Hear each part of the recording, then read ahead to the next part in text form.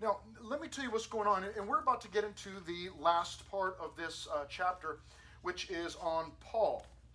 Paul was writing to the Galatians because there were false teachers that had gone into Galatia after Paul had, after he had ministered and they had gotten saved. These false teachers came in, and what they were doing was they were telling the Christians there that they needed to proselytize.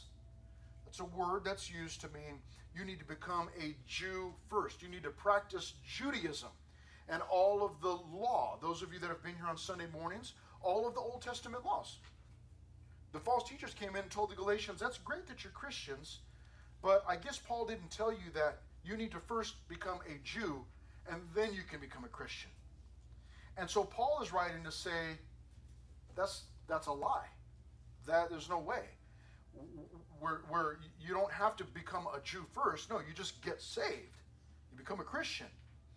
But in the process of the false teachers telling the Galatians that they needed to be Jews first, they were also attacking Paul's character, and specifically his authority, his apostleship, his position as an apostle, his position as a Bible teacher. They not only were attacking his message or the message, but they then turned and began to attack the man. Because if you can destroy the speaker's character, if you can, it's called character assassination. If you can discredit them, then you can discredit the message. In most cases. But not when it comes to the Bible, not when it comes to the gospel. The gospel is going to continue on regardless of how flawed the individual teaching it may be. There may be individuals who, see a pastor or, some Bible teacher, not living right, and they may go, you know what, they're not living right, I'm not going to listen to them anymore. But that doesn't stop the gospel message. The message continues on, and it always will. And so Paul, what he's doing, beginning in verse 11, first he talked about those that were trying to pervert the gospel, warning the Galatians, don't listen to them. But now what he does is he begins to defend himself. And just so you know, chapters 1 and 2, if you were trying to break down the entire book, chapters 1 and 2 were a defense. Paul is defending the gospel, defending his position. Chapters 3 and 4 are doctrinal, and then chapters 5 and 6 are duty. And of course, we'll get to those at a later time. But we pick it up here in verse 11 of chapter 1, where Paul is talking about himself now. He says, but I, so it becomes obvious that he's just been talking about the false teachers. Now he's changing the direction of the conversation and saying, but I make known to you, he says, brethren or brothers, that the gospel which was preached by me. So the message I was preaching to you, Galatians, is not according to man. For I neither received it from man, nor was I taught it, but it came through the revelation of Jesus Christ. He will expound upon that in the remaining verses, beginning in verse 13, which we'll get to in a minute. But you need to understand this, that in verse 10, Paul had asked the question, for do I now persuade men or God? In other words, whose approval am I seeking? Am I seeking people's approval or God's approval? Because the two, I was going to say, do not often, I should say they rarely coincide. It is hard to be a man pleaser or a person pleaser. In other words, if you're living your life to please everybody around you, then you are going to find it very, very, very extremely difficult, nigh impossible to please God at the same time. And vice versa. When you are living to please God, you are going to find that you seldom are pleasing to people. And Paul is asking the question, listen, am I trying to please people or am I trying to please God? And of course he goes on to say, listen, I'm a bondservant of Christ. I'm just trying to please God. If people in the meantime are pleased with me, fantastic. That's just bonus. But if they don't like me, what can I really do about it? My main goal is to please God. Now, Paul's talking about that here. Verse 11, but I make known to you, and he talks about the gospel that he preached, his message, was not according to men. He goes on to say at the end of verse 12, but it came through the revelation of Jesus Christ. In 2 Peter, Peter wrote this, "For prophecy never came by the will of man, never came by the will of man, but holy men of God spoke as they were moved by the Holy Spirit." Same thing that Paul is saying here. His gospel message didn't come from man. It came from God. Paul, of course, says that it came through the revelation of Jesus Christ. When Paul was writing to Timothy in chapter 3, or the second Timothy chapter 3, verse 16, he said, "All scripture is given by inspiration of God and is profitable for doctrine, for reproof, for correction, for instruction in righteousness." But he says all scripture is given by inspiration of God. That's the message that we're preaching. That's the message that you get here. Okay? What we do here, this is what we call, I'm doing my best, may not be very good at it, but this is what we call expositional preaching or teaching. Expositional, what does that mean? Expo marker, exposition hall where you display something. What are you talking about? Expositional preaching means that we open up the Bible, we find the verse, whatever verse we're teaching, and then we explain what that verse means. Now, all of us go, well, yeah, what else would we do? Well, there's lots of other people that do lots of other things. They open up the Bible and they read something, and then they use that as their springboard or like a diving board. They jump off that and they go into all sorts of other things. And, you know, it might be lots of stories or some different explanation, or what they do is instead of exegeting, okay, I'm giving you some big terms here that I rarely use because I don't necessarily, they confuse me. But exegete means that we're looking at it and taking out the meaning, not taking it out, but we're learning the meaning. We go in and we take just what's there. There are many who eisegete, meaning they look at the text and they put in what they want it to say. We do not do that here. We exegete. We look at it and we take out the meaning. We go, oh, okay, here's the meaning. And then it's like an expo. We put that on display. So Paul here is saying, our message, it came from God. We're not trying to sneak, come for the sneak attack or sneak around the back or change it up or, make it mean something else. We're not doing that. Now he goes on in verse 13 to say this: "For you have heard of my former conduct in Judaism." So in case you didn't know, Paul actually he practiced Judaism. He's a Jew and he actually practiced Judaism. "How I persecuted the church of God beyond measure and tried to destroy it.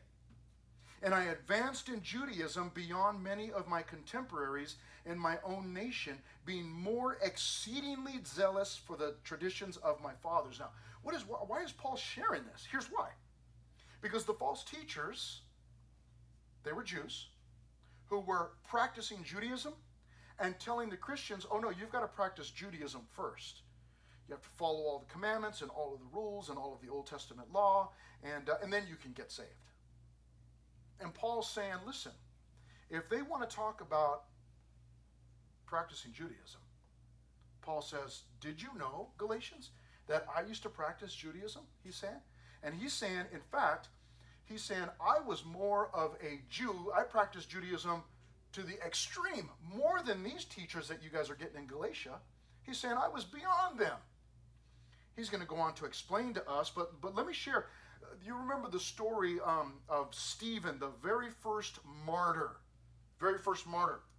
In Acts chapter 7, at the end of Acts chapter 7, I think if I can get there, let's see, there it is. Nope, go back, what? Right there. Acts chapter 7, verse 58, it says, as Stephen, this young man, is being stoned to death for being a Christian. It says, and they cast him out of the city and stoned him, talking about Stephen. And the witnesses laid down their clothes at the feet of a young man named Saul. Okay, what does that have to do with what we're teaching? Saul is Paul. It's the same guy. And you go, okay, why were there witnesses and why did they lay their clothes down at the feet of Saul? Because Saul, in Acts chapter 7, verse 58, was not saved yet. And he was persecuting the church, the Christians, And by him, this young Saul, this young man being there, and the witnesses, who are the witnesses? The witnesses are witnesses that were witnesses against Stephen. And first of all, why were they taking off their clothes? And why were they laying them at the feet of Saul? Like, is he some kind of king or what's going on? Here's what was happening. Is when the Jews would stone somebody to death, they would remove their outward clothing, okay? Not stripped down to their chonies, that's what I'm talking about. But their outward, whatever cloak or, their poncho or whatever they had on, they'd take that off, oftentimes roll up their sleeves, so that they could pick up stones and throw them at somebody to kill them. And they wouldn't be all tangled up in their clothing and all that kind of stuff. And for them to take their clothes, their coats off, and lay them at the feet of a young man named Saul, what that tells us is that Saul was there at the death of Stephen, and that he was approving of the death of Stephen. Why was he approving of it? Because Paul was practicing Judaism. He was a Jew. He's practicing Judaism, and he approved of the killing of Stephen because Stephen was a Christian. So in our chapter in Galatians, when Paul says in verse 13, "For you have heard of my former conduct in Judaism, how I persecuted the church of God beyond measure and tried to destroy it," that's what he would be thinking back to. Man, I remember I was there when Stephen died and I approved of it. In fact, I was watching the guys that killed him. I was watching their coats for them in support of. Verse 14, he said, "And I advanced in Judaism beyond many of my contemporaries in my own nation, being more exceedingly zealous for the traditions of my fathers." The story actually continues on into chapter 8, where it says, "Now Saul was consenting to his death." So it makes it clear, in case you didn't understand Acts 7:58, 2 verses later it tells us the reason he did that is because Saul was consenting to his death. Saul, same guy, it's Paul. And so when Paul says, "Listen, Galatians, I know what Judaism's all about. These false teachers are coming in and they're telling you, you need to do this, you need to do that." He goes, "Look, I already did it. I was already there. And I'm telling you, if these guys are, practicing Jews, if they're practicing Judaism, I'm telling you, I went beyond whatever they're practicing. I went beyond it." He's essentially saying I was the ultimate Jew. Now, he doesn't say that in like a cocky way, like, he's trying to brag and say, I was, way better than these guys, because he knows that he was wrong back then during this time. And he's saying, look, that's not the right way to go. I've already been down that road. That's not the right way to go. And so he's trying to steer them away from the false teachers. Some of us have been through it already. Maybe you grew up here at this church, and this is all you know. And you don't know that there are other churches out there that, craziness or whatever, and all the different stories that are out there. I've been to some of them. I had just gotten saved. I hadn't been saved for very long, and I was looking for a church. And my dad back then was kind enough to go with me to try and find a new church. And I went to some pretty wild churches. We don't, here at Revival, you do not see, some of you have probably never experienced speaking in tongues. You may have seen it on YouTube or something, but you've probably heard about it. But I have sat in churches, one church where we were sitting in the church there for the service, and I'm checking it out, looking for a church, and all of a sudden they said, the pastor's like, "Okay, everybody, let's all stand up and speak in tongues." And the entire church, it was a small church. The entire church just stood up and started, and I'm looking around like, man, I don't know what's going on. I knew it was tongues, but it's like, I don't think this is right. And I had not even been a Christian that long. It's like, I don't think this is right. That was the last time I went to that church. I went to another church. I did not last 10 minutes. I went in, service had not even started. My dad and I walked in, sat down, and it was the best way for me to describe it. It was like, spiritually, it was like a circus.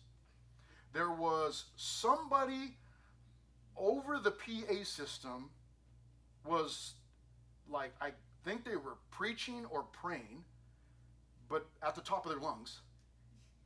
And I'm looking around like, where is that voice coming from? I didn't know if it was like the pastor in the back or if it was the Wizard of Oz. Like, where's this coming from? You know, like, pay no attention to the man behind the curtain. You know, it's like, what's I don't know where it was coming from. And then everybody around me, they were either standing up or kneeling down, or they were turned around on the pew backward praying. And everybody, again, was evidently, supposedly speaking in tongues. And I'm sitting there like the service hadn't even started yet. And I looked at my dad looked at me, and he was going to stay if I wanted to stay. And I'm like, let's get out of here. Like, what am I doing? You know? And eventually ended up at Calvary Chapel, Colton, tiny little church. The sanctuary was smaller, the whole church. Sanctuary was smaller than this room. This is just a few people in there. I've told you a little bit about it here and there. But God got there Sunday morning, worship started, no speaking in tongues. Pastor got up there, opened his Bible like I'm doing tonight, and began to explain it. And it's like, okay. There was no, nobody was yelling, there was no craziness. It was just, let's worship and then let's study the Bible. That's it. Now, that pastor at that little church, he actually had the gift of tongues. But I rarely ever heard it. I heard it a few times in a prayer meeting, very quietly. If I was sitting next to him, I could hear him speaking in tongues. It wasn't like let me broadcast it to everybody and let everybody know that I've got the gift of tongues. It was not like a show. But there are some churches out there with all kinds of craziness. And you can do one of two things. You can go, hey, I believe you, Pastor Chris, and I'm just going to stick with revival, or, I'll find another Bible teaching church like this. Or you can go, you know what, I really want to experience some of that. And let me go out and find me a church that does that. And I'm going to tell you this. I'm going to tell you what they teach at some of those churches, some of them. They will teach you this, that if you do not speak in tongues, and the two churches that I went to specifically, this is part of their teaching, part of their doctrine. If you do not speak in tongues, then that means that you are not saved. They believe that every Christian has a gift of tongues, and if you don't speak in tongues, then you're not saved. Absolute lie. The Bible does not say that anywhere. Nowhere. And yet, there are churches who teach these things. And Paul is telling them, look, I've already been through it, man. Like, you don't have to experience that. Just tell those guys no. Stick to the Bible studies, and everything is all good in the hood. But the Galatians were being tempted to follow these guys. Why? Because Judaism, like every other religion, that what they do is it's based on works. And if you do enough good works, you can earn your way to God. And to be honest with you, that feels good. If I can compare myself to Tegan and say, well, Tegan, he works at the church, but he's only here one day. And I'm here like 5. Sometimes 4, okay? I'm confessing. Okay? All right, I come in the afternoons. All right, get off my back. But if I can compare myself and go, I'm closer to God, because then what does that do? In my own mind, my own heart, man, that feeds the ego, and I'm like, oh yeah, I'm holy, man, I'm really good. So why were the Galatians being tempted to follow Judaism? Because it was based on works. They could do things and get points. They could do things and level up. Where's my gamers at? They could level up. Got enough points, collected enough coins, that kind of thing. If they, beat the boss or, boss level or whatever, then they could level up.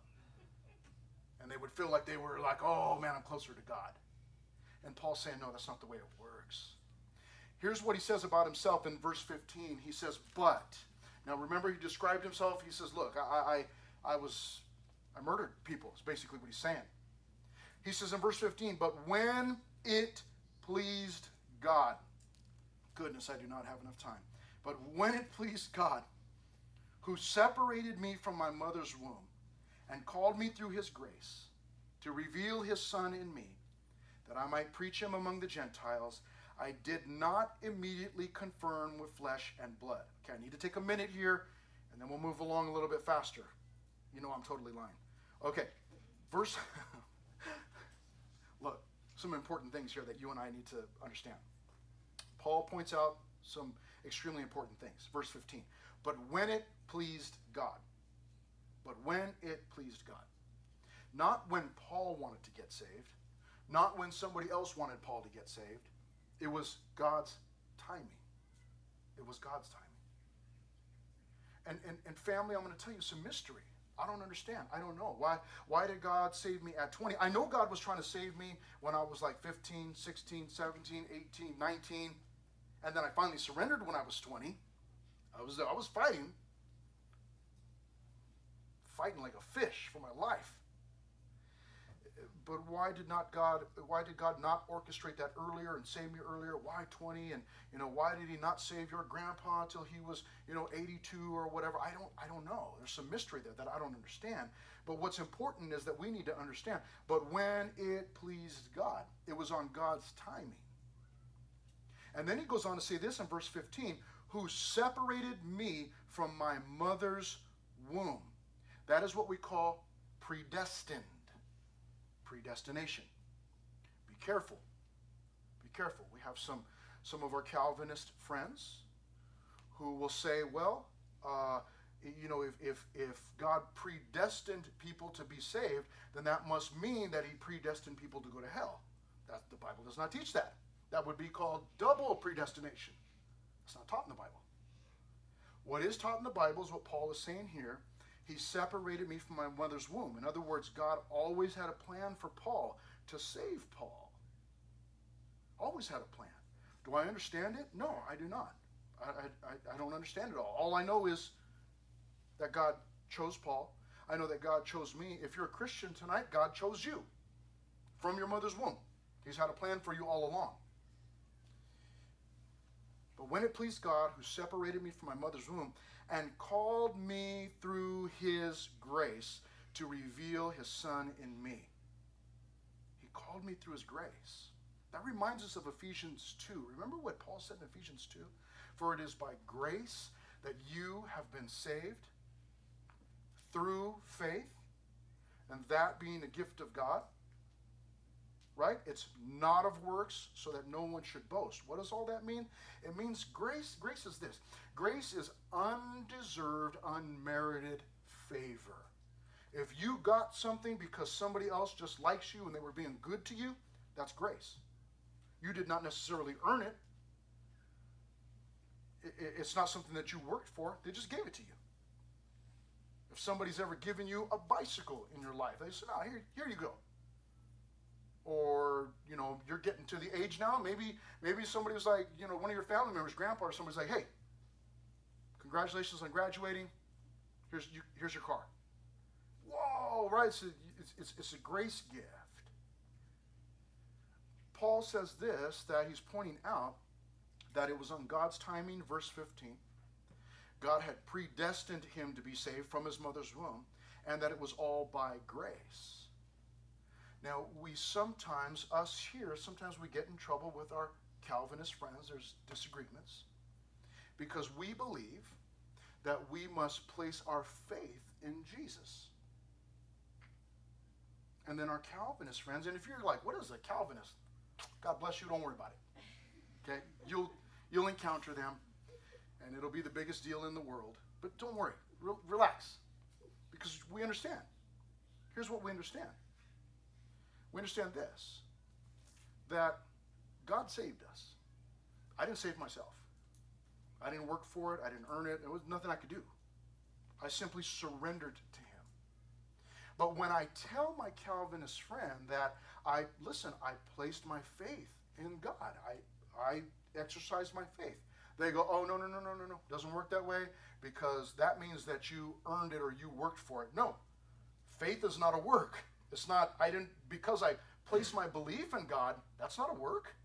I just place my faith. I just believe in him. I just believed what he said. And so they disagree with us on that point. That's okay. That's okay. It doesn't mean we have to hate them or they're not saved or we're not saved. Look, I know I'm saved. When it pleased God, he chose me from my mother's womb. It was through his grace. Verse 16, to reveal his Son in me, that I might preach him among the Gentiles. So Paul was called to preach to those that were not Jews, Gentiles. He makes the point here to the Galatians, I did not immediately confer with flesh and blood. I'll explain. He's got a point here. Nor did I go up to Jerusalem to those who were apostles before me, but I went to Arabia, not Saudi Arabia. It's different. The wilderness, the desert of Arabia, and returned again to Damascus. Now the point that Paul is making is, he says, after I got saved, I did not sit down with anybody and have them give me this message. He said, what I did instead was, I split. He skipped town, like a criminal, though he wasn't a criminal. I guess he was kind of, but he gets saved, and he immediately takes off to Arabia, he says. Why? Because it's wilderness. And what he was doing was, he was going there to simply spend time with God. In fact, we'll find out, to spend time with Jesus. So for 3 years, he was not part of the Christian scene. For 3 years, he just left. No field welcome concerts, no outdoor services on Sunday night, men's conferences, no men's retreats. He just went out to the wilderness for 3 years. Why? So that he could learn from the Lord himself. It's pretty cool. That's where Moses met God. Out in the desert, the backside of the desert. Moses is back there, so poor he didn't even have his own flock of goats. He had Jethro's, his father-in-law's. And he's just back there, and then God comes to him. But others have done the same thing. Spent time in the wilderness, receiving from God. And there are those times in our lives, even for you and I, when it's good to get away. Shameless plug for summer camp that's coming up. Pull away from society and even from your phone, and you just go to camp for a few days and just spend some time with the Lord out in the wilderness. That's what Paul did. The point that he's making is, I didn't get my message from anybody, man. I got it from the Lord.